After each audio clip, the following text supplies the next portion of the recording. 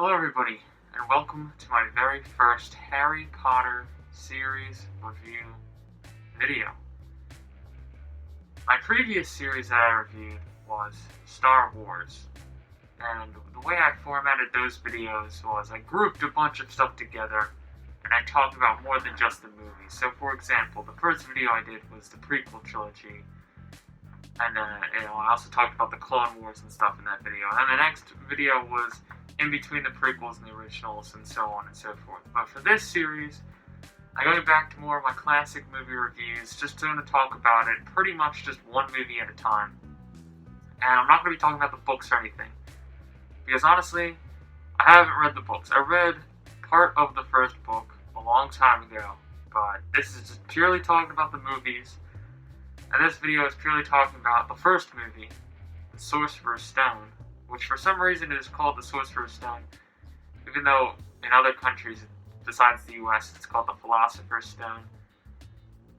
I don't really know. I think Sorcerer's Stone makes more sense because, it's magic and all that, and wizards. So yeah, the very first Harry Potter movie. I grew up watching the Harry Potter movies, much like I did with Star Wars, and so I wanted to go through another series that I enjoyed, and just wanted to review them. Even though these movies have been talked about to death, I don't really feel like talking about something like the cinematography of Blade Runner 2049. I'm just going to make a movie review about a movie that I feel like reviewing or talking about. It's pretty much my philosophy for every video. I just do whatever I want and I call it a day. But yeah, we're going to be talking about Harry Potter and the Sorcerer's Stone. So, the first movie came out November 14th, 2001, I believe, directed by Chris Columbus. I think it's a great start to the franchise, right? It introduces you to Harry Potter, it introduces you to the world.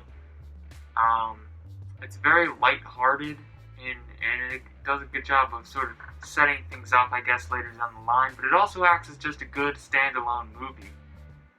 I mean, you really don't have to watch the others. This stands well on its own. One thing I noticed when watching this movie, though, is that it is the setup for this world, right? But they spend so much time just looking at things that it gets kind of annoying, right? Because these are wizards that live in this wizard world, and yet they're always staring at things that would be commonplace in this world, like a broomstick, right? So they use brooms to play the game Quidditch, or to fly around and stuff, and kids are all staring at brooms like they've never seen one before. And I know it's supposed to be a special model or something, but I mean, you see these all the time. So, it's just something annoying that I kind of noticed. It doesn't really detract from the movie. It's a good thing that they got a good cast for this movie because, I mean, so a lot of the time child actors grow up and become crazy people, but luckily they got people who would stick around for this entire series and only become better as actors. So, I think the cast is really great. Special effects for the time are okay, they're pretty good, but also the practical effects are really good, especially the sets and the design of it. The movie has a really good design. It actually feels like you're in a different kind of world, like a wizard world, because it starts off in the real world or whatever, and then it's in the wizard world. You've seen the movie, you probably know. Along with the music is pretty good. I believe it was done by John Williams, who did Star Wars, so you're going to get some good music there. Alright, so let's get into the story a little bit. I know I'm sort of doing this video this review in a very, talking about it in the movie in a broader sense, but that's because I'm just, it's Harry Potter. You've probably seen the movie. It's about a little kid who goes to Hogwarts because he's the chosen one. And he's the greatest person ever, which leads me into my point that Harry is a Gary Stu, which is the male version of a Mary Sue, okay? Everything is just handed to Harry to the point that it becomes just hilarious, alright? At the beginning of the movie, he's not treated well by his adopted family. But the second Hagrid comes along, he's the greatest person ever.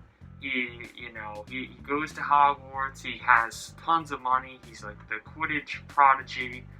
He takes down Voldemort, he makes a bunch of friends, Sure, he definitely, has enemies like Wizard Hitler Voldemort. He doesn't want him around, but it's just, especially in the first two movies, he is just the ultimate Gary Stu, Alright? But also, the teachers are just unnecessarily rude to him, especially Snape. Like, they know that this kid, has been living in the human world, knows nothing about wizards, yet they're asking him all these questions like, well, how do you make this potion? What is that for? And how would he ever know that? That doesn't make any sense to me at all.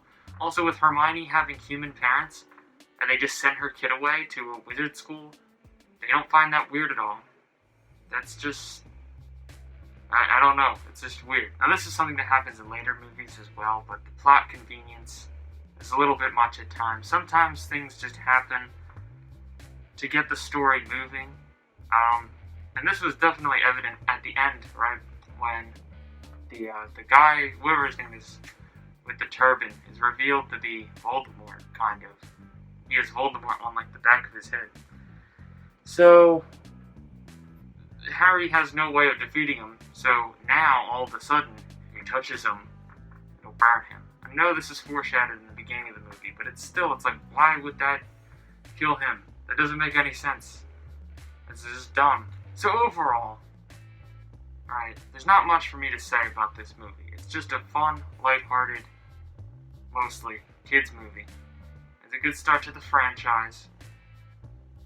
A franchise that probably everyone has heard of, right? So I'm not really going super in-depth with this review. But overall, I think it's a good start to the series, and it's a good movie. So I'm going to give it my score of great, even though I keep saying it's good, but...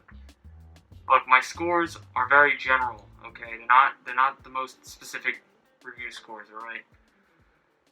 But, yeah, that's what I think about Harry Potter and the Sorcerer's Stone. It's a good start to the franchise. It's a good, lighthearted kids movie that can work as its own standalone movie, even though sometimes things are kind of stupid, and Harry is very much a Gary Stew, and everything's just handed to him. But it doesn't really detract from the movie too much.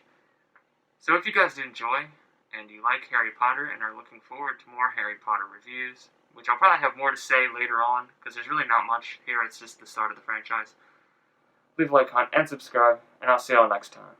Goodbye.